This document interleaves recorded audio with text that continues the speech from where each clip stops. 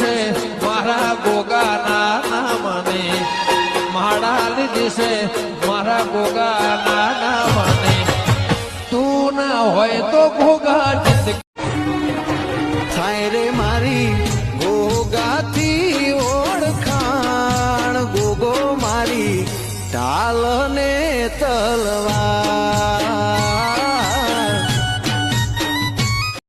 સાહેબ, હવારે ઉઠીને બે હાથ ગોગા મહારાજ આગળ જોડવા. જ્યારે દીવાબત્તી કરતા હોય તે માથું એ ગોગા મહારાજ આગળ જ ઝુકાવવું.